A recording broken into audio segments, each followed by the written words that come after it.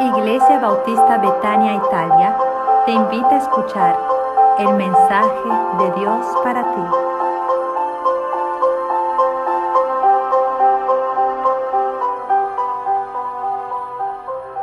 Tenemos que tener presente que la iglesia es un cuerpo espiritual aquí en la tierra que está para representar a Cristo. Amén. Por lo tanto, tenemos que manifestar la vida de Cristo, no la nuestra, como cuerpo de Él, al ser inseridos en Cristo, porque la salvación nos hace esa operación de inserirnos en Cristo para que como iglesia seamos testigos de Él. Por eso cuando Pablo seguía a la iglesia, la voz del cielo le dice: Saulo, Saulo, ¿por qué tú me persigues? Y le dice: Saulo, ¿a quién estaba persiguiendo? A la iglesia. Y la voz del cielo, ¿con quién se está identificando? Con la iglesia, que estaba siendo perseguida. Y le dice que esa voz del cielo: ¿por qué me persigues? Eso significa identidad. Cristo se identifica con su iglesia aquí en la tierra. Entonces, cuando venimos a formar parte de la iglesia, tenemos una nueva identidad. Para vivir en esa nueva identidad, yo tengo que verme en Cristo, hacer las cosas en Cristo. Amén. Ser movido por el sentir de Cristo, reflejar la imagen de Cristo. Amén. Eso es muy importante. Le decía el otro día a los hermanos, a la hermana le contaba que un hombre estaba laborando la plata, ¿no? Y mientras la laboraba, la metía al fuego y la volvía a sacar.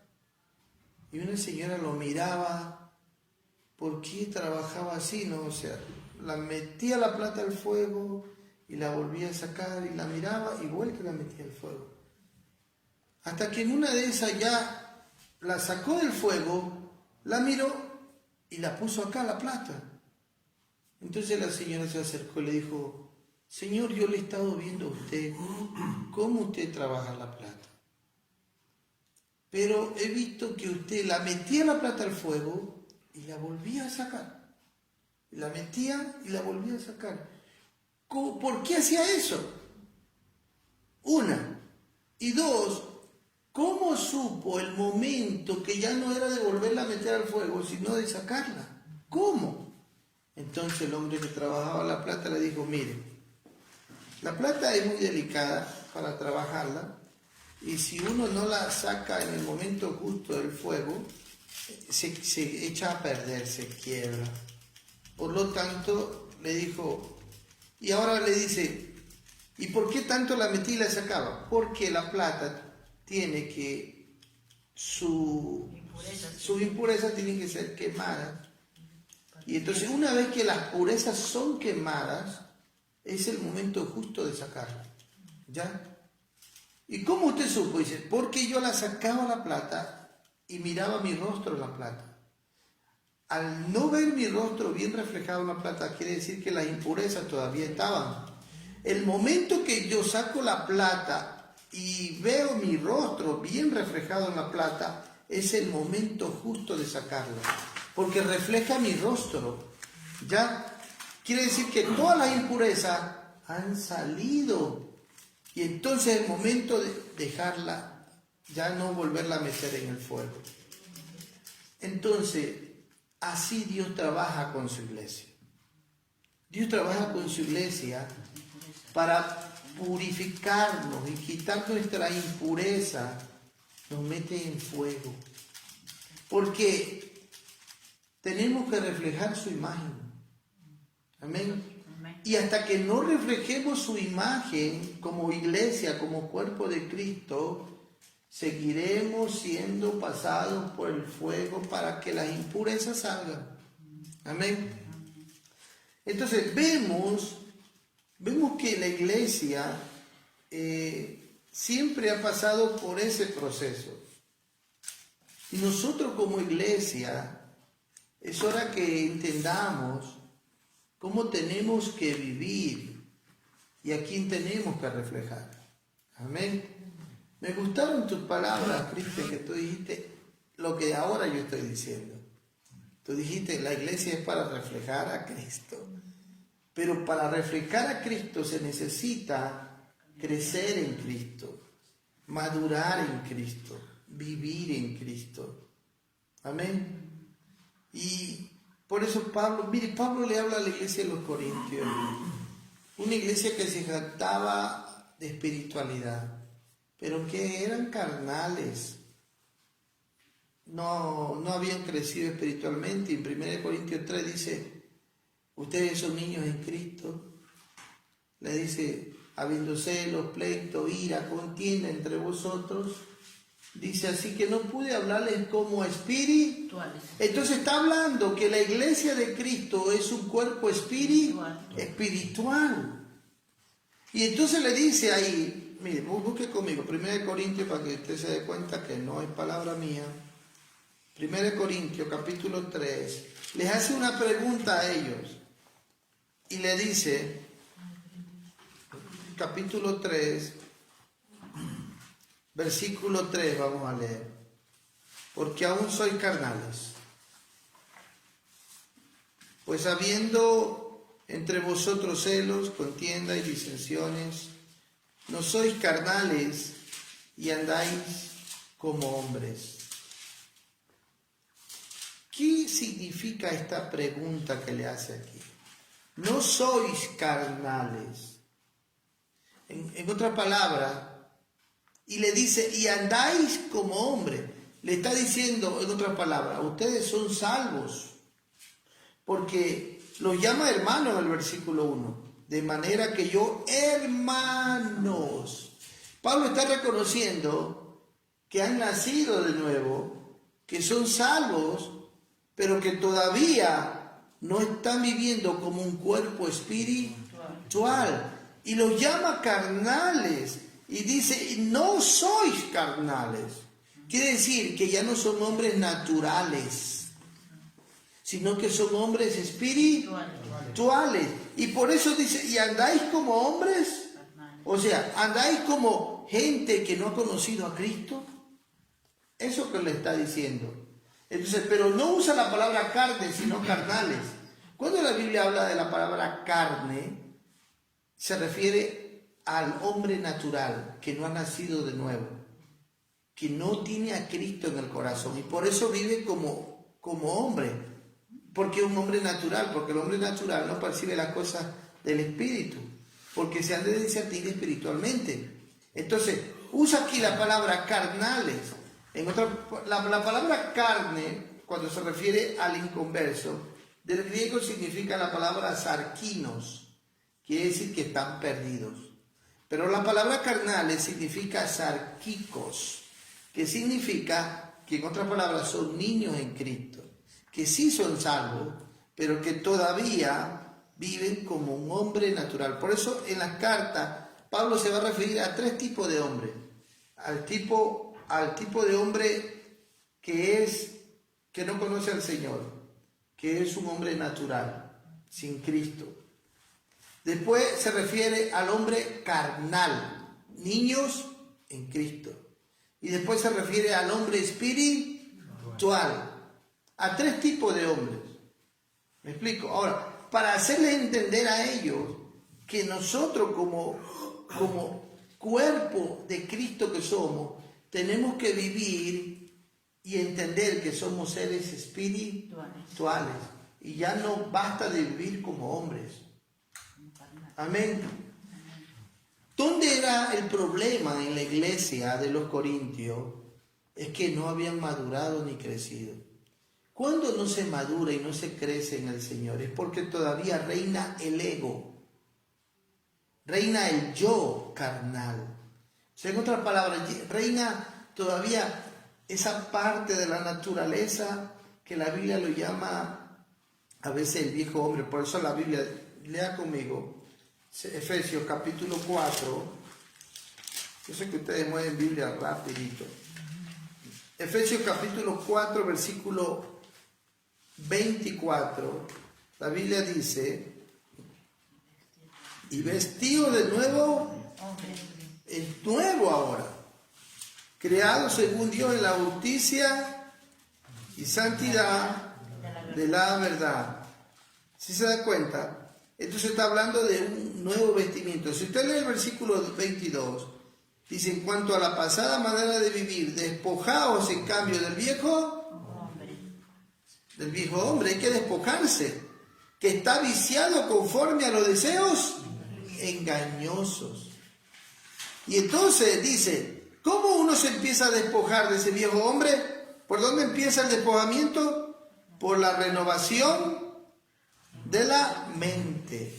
Pero no está hablando del cerebro, sino del espíritu de la mente. Amén. Hay que saber distinguir, ¿no? Pablo aquí no está usando el cerebro.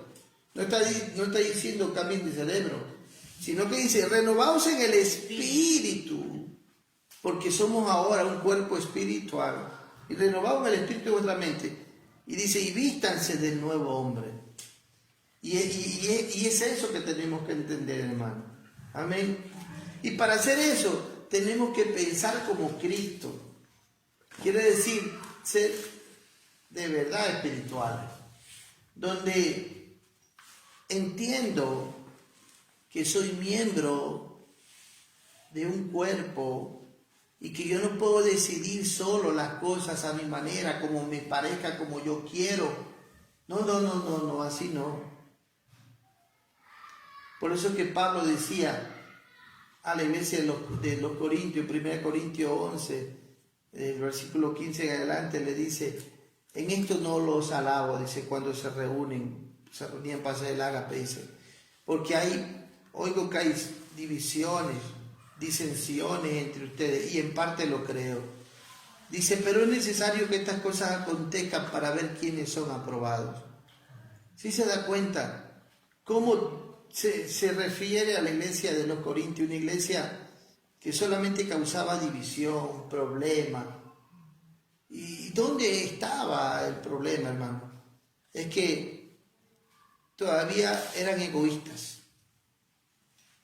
causaban divisiones, problemas, no habían entendido que yo dependo de usted, que usted depende de mí. Entonces, cuando no hay un crecimiento y una madurez espiritual, yo decido como me parece, a mi manera, busco mis propios intereses y no busco el interés común de lo del cuerpo de Cristo, de los demás. Busco mi beneficio personal y no el beneficio de todo el cuerpo. Por lo tanto, si yo voy a decidir algo, si en verdad estoy siendo espiritual y creciendo, tomo decisiones que involucren y que beneficien a todo el cuerpo. Amén. A todo el cuerpo. De tal manera que no solo yo voy a ser beneficiado, sino el cuerpo de Cristo. Por eso dice en Romanos, capítulo 12, versículo 4, versículo 5, porque de la manera que en un cuerpo tenemos muchos miembros, pero no todos los miembros tienen la misma función, así nosotros, siendo muchos, somos un cuerpo en Cristo y todos miembros los unos. En otras palabras, usted me pertenece y yo le pertenezco a usted. ¿Me explico? Eso es lo que está diciendo Pablo. Amén. Dice, todos miembros los unos, pero esto cuando se es niño en Cristo y no se entiende, se vive individualmente. De tal manera que se toman decisiones que en lugar de edificar a todos, no edifican. Más bien dividen, destruyen. Y hermano, ya basta de vivir así. Amén. Si hay algo que afecta a la iglesia, hermano, en crecimiento, en edificación, en desarrollo, y todo esto es por falta de humildad, porque todavía reina el ego, el orgullo, la altivez, la arrogancia. Todavía reinan todas estas cosas que lo único que ocasionan es divisiones, pleitos, contiendas, y que le hacen vivir mal a la persona, porque después que la persona se equivoca al tomar una decisión y está mal, ¿sabe por qué? Porque pensó solo en sí mismo. Como le decía el otro día a la hermana, es tiempo de crecer y de madurar. Vienen las circunstancias adversas en la vida. ¿Con qué fin? Con el fin de crecer y de madurar. ¿Y sabe que las crisis revelan el carácter? En otras palabras, las crisis revelan quién tú eres en verdad. ¿Quién tú eres en verdad? Cuando viene la tentación, viene con el fin de revelar quién tú eres. Cuando viene la prueba, cuando viene la lucha, las aflicciones, la crisis, va a salir a relucir en realidad ese ser interno. Ahora, o tenemos dos opciones cuando vienen los problemas y las crisis, las tentaciones y todo lo demás. O formamos nuestro carácter o somos deformados. En otras palabras, sale a relucir quiénes somos. ¿Quiénes somos en verdad? Y es ahí donde muchos no aprovechan los momentos de pruebas. Cada prueba tiene un diseño de parte de Dios. Cada prueba no viene por caso, por casualidad o porque, bueno, no. Cada circunstancia adversa en la vida viene con un propósito, con un fin para nuestra vida. Amén. Y el fin es formarnos, como el ejemplo que le di, del que trabajaba la plata, de meternos al fuego, de quitar impurezas. Ese es el propósito. Amén.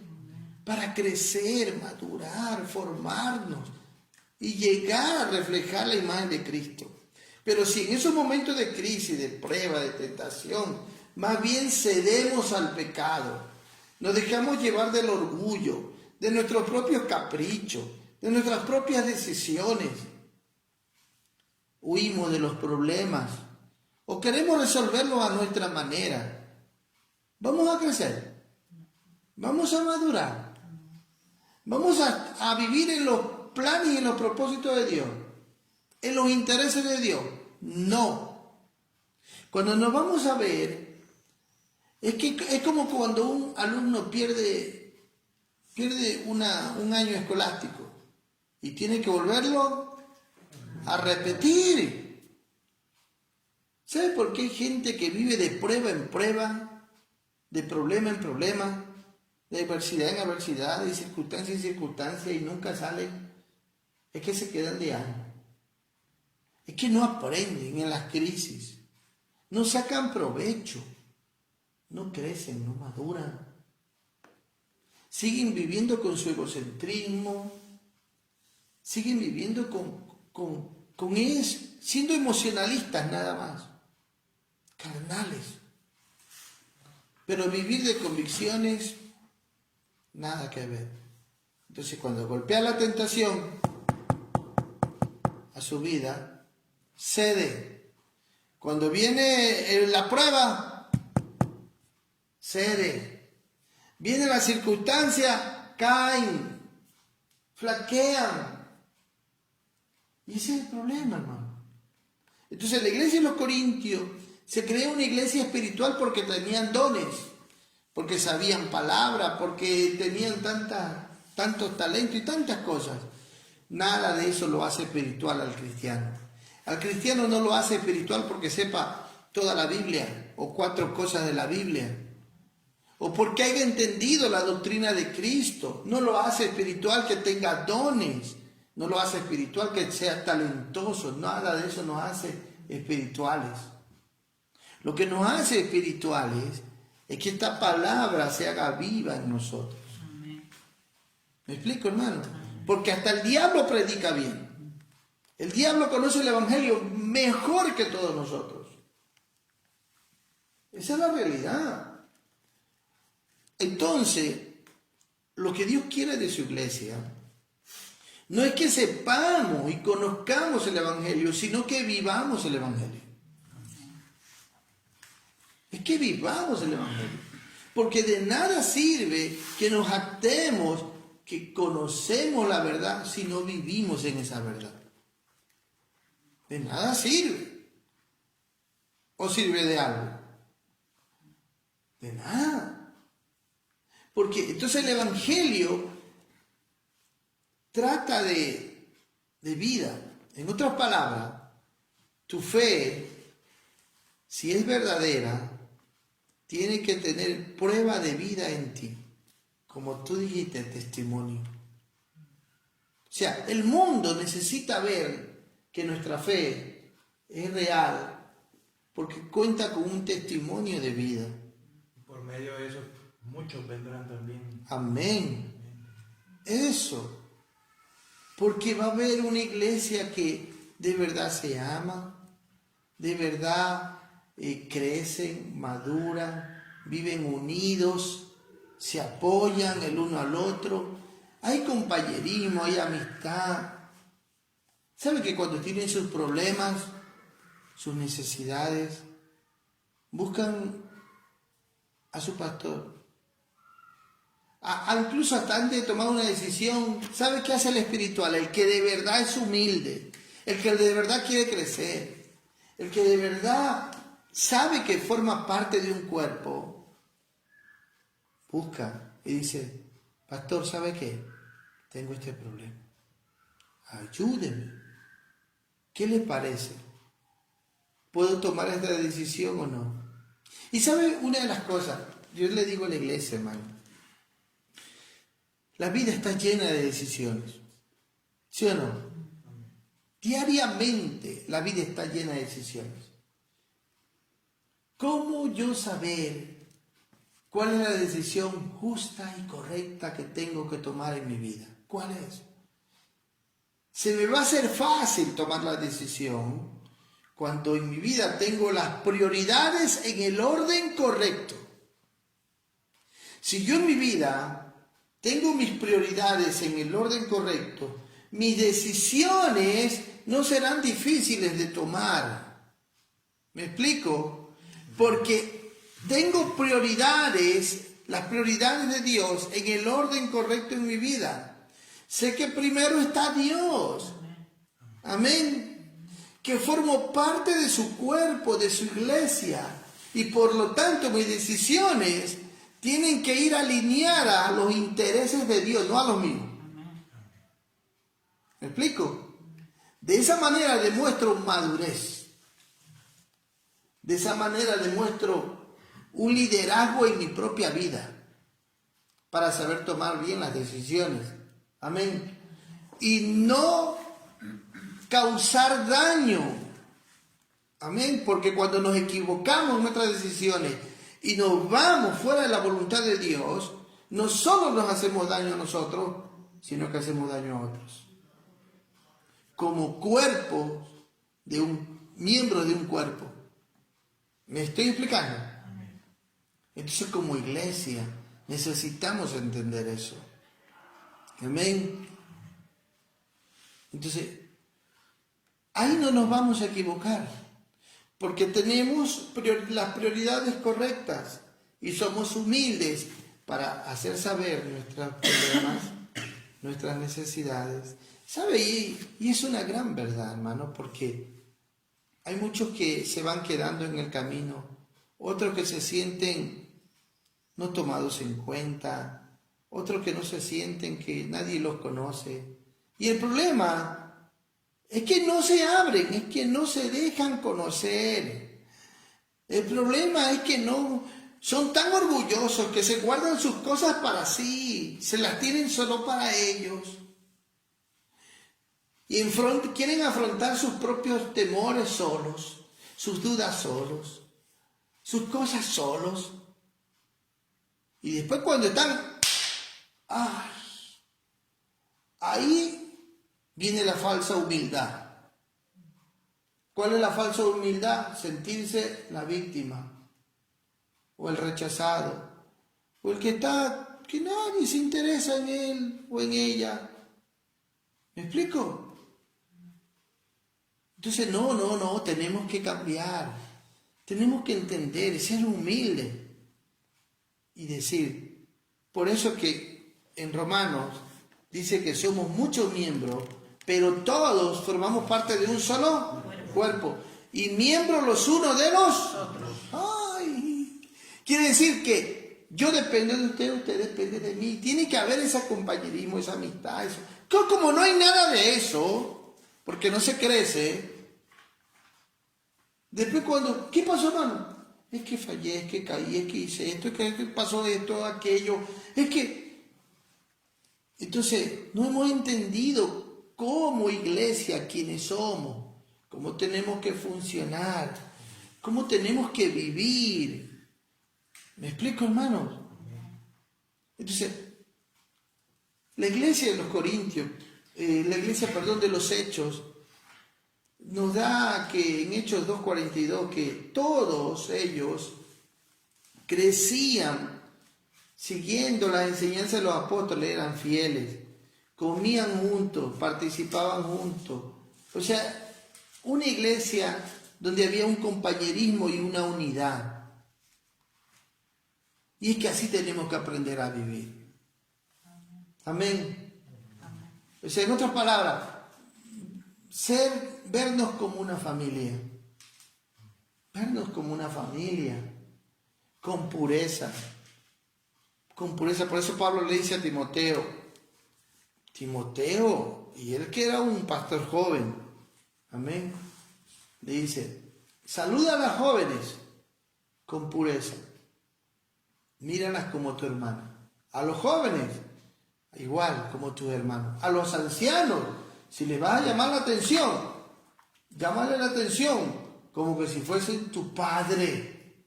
Uy, ¿a qué respeto, ah?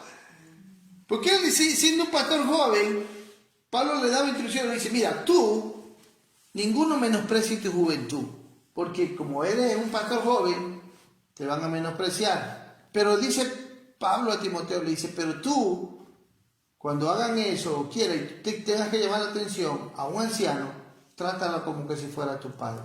Aunque si le va a llamar la atención, ¿eh? Y a una anciana, trátala como que si fuese tu madre. ¿Cómo tú tratarías a tu madre? ¿O a tu padre? ¿Ah? ¿O a tu hermana joven? Sí. Entonces, está hablando de familiar y... Dice Pablo en otras palabras, iglesia, veámonos así. Amén. Como lo que somos, una familia. Y de esa manera es que vamos a madurar, es que vamos a crecer, es que vamos a estar abiertos unos con otros, vamos a ser humildes, sinceros, honestos. Amén. No que después que usted toma una decisión, que después que usted hizo esto o aquello, el último en enterarse a veces es el pastor. Sí, o el último en saber las cosas. O si no, después que pasó lo que pasó, es que viene la lamentela, la queja. O sea, ¿me explico, hermano? Yo tengo que guardarme, porque yo sé que si yo peco, mi pecado va a afectar a todos. ¿O no? ¿O no? Claro. Entonces yo tengo que verme de tal manera y ser consciente que mi consagración a Dios va a beneficiar a todo el cuerpo. Pero si yo no me guardo, amén, si yo no me guardo, va a afectar la grey también. ¿O no? O sea, qué importante es entender quiénes somos. Y con esto quiero terminar para que usted vea que lo que le estoy diciendo es palabra de Dios. Hechos 20:28, busque conmigo. Si tienen preguntas, díganmelas. Hechos, hermano. Hechos 20:28, de lo que le acabo de decir. Por tanto, Pablo le está hablando a los ancianos de Éfeso y les dice, mire, a los pastores, por tanto, mirad por vosotros. Y después dice, coma, y por todo el rebaño en que el Espíritu Santo os ha puesto por obispos, quiere decir pastores. ¿Quién escoge a los pastores en la iglesia?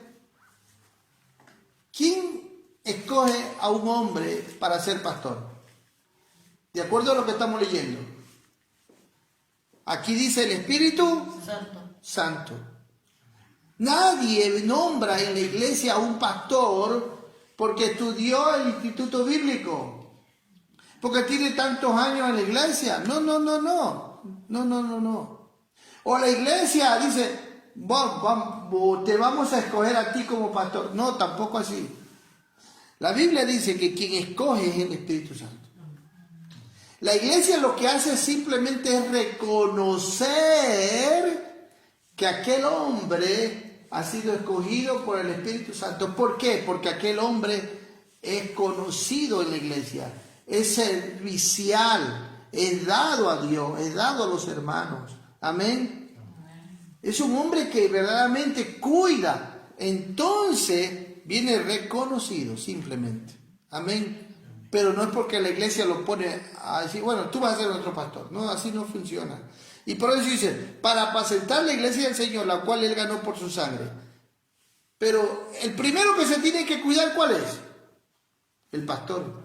Los pastores, porque aquí dice, por tanto mirad por vosotros. Y después dice, y por todo el rebaño. ¿Sí se da cuenta? Y ahí está hablando de comunión, ¿sí o no? Está hablando de sinceridad. Pero la integridad, ¿por quién empieza? Por los pastores. Porque dice, mirad por vosotros. Qué importante es cuidarse, guardarse. Te imagínense un pastor que dice, no, hoy peco, mañana me arrepiento. Hoy se haga una tentación y mañana tanto el Señor me perdona. ¿Será de bendición para la grey? ¿Sí o no que afectará a la grey eso? Claro, que afecta. Y si un hermano dice, bueno, yo no soy pastor, yo sí puedo pecar. No. Somos miembros los unos de los otros. Si usted peca, usted afecta a todo el cuerpo. Si usted decide mal, usted afecta a todo el cuerpo. Si sus deseos, sus pasiones, usted se deja llevar por eso, usted va a hacer daño al cuerpo. Si usted se sale de la voluntad de Dios, va a afectar al cuerpo. Por lo tanto, mis amados hermanos, es importante que entendamos esto. Amén. Hoy como hoy, las iglesias se están llenando de simpatizantes y no de miembros. Esa es la realidad. Porque formar parte de la membresía del cuerpo de Cristo son pocos. Son muy pocos. Esa es la realidad. Porque no viven comprometidos con los intereses de Cristo. No saben guardarse en santidad, vivir en pureza, vivir en la voluntad de Dios. No tienen los principios en el orden correcto. Por eso deciden mal. Por eso viven una vida desordenada. Entonces, es hora de detenerse y de verdad conocer quiénes son los miembros de Cristo, que forman de verdad parte de la membresía de la iglesia de Cristo, con quien yo puedo decir como pastor, contigo cuento. ¿Me explico? Porque son miembros activos, dados, consagrados, santos, que promueven la unidad, no la división. Amén. Que promueven el amor, el compañerismo, que promueven la sinceridad, no la hipocresía, no la falsedad. Que promueven la humildad, no el orgullo. Y entonces yo puedo decir, de verdad, puedo contar con este hermano de que de verdad es miembro del cuerpo de Cristo. Porque si no, estamos pasando el tiempo. como iglesia, es hora que sepamos. Por lo tanto, hay que aprender a vivir en la nueva identidad. Si usted es miembro del cuerpo de Cristo, usted aprenderá a vivir en esa nueva identidad que ahora el Señor le ha dado en Cristo. Entonces usted se pone y se ve y se identifica con Cristo. Cristo se identificó con nosotros, con los pecadores. ¿Se acuerda cuando Juan el Bautista, él se acercó al río del Jordán para que lo bautice? Y Juan dijo, no, tú me tienes que bautizar a mí, no yo a ti. Pero Jesús, ¿quién se bautizaba? Los que se estaban arrepintiendo de sus pecados y iban a las aguas para ser bautizados por el profeta Juan. Y Jesús bajó a las aguas para ser bautizado. Eso se llama identidad. Jesús se estaba identificando con nosotros los pecadores. ¿Él necesitaba ser bautizado? No. ¿Acaso él era un pecador? No. Pero él estaba diciendo, yo me voy a hacer como ustedes. Me voy a identificar como ustedes. Porque voy a cargar el pecado de ustedes. Me voy a hacer pecado por ustedes. Tremendo, ¿eh? Eso se llama identidad. Ahora nos toca a nosotros hacer al revés. Ir como pecadores a la cruz y mirarnos en ese cuerpo y decir, Señor, por gracia, ahora voy a aceptar tu identidad. Me desprendo de mi ego, de mi yo. Por eso Jesús dijo, si alguno quiere venir en pos de mí, niéguese. Usted ya se negó. Porque ser miembro del cuerpo de Cristo es negarse. Ya se negó a su propio ego, a su orgullo, a sus pasiones, a sus deseos pecaminosos, como decía en Efesios, viciado de deseos engañosos. Se despojó ya de su viejo hombre. Entonces, eso es ser la iglesia de Cristo. Vivir en una nueva identidad, donde usted sale de aquí y pisa la calle y cada paso que da es con esa nueva identidad. Se ve en Cristo. Amén.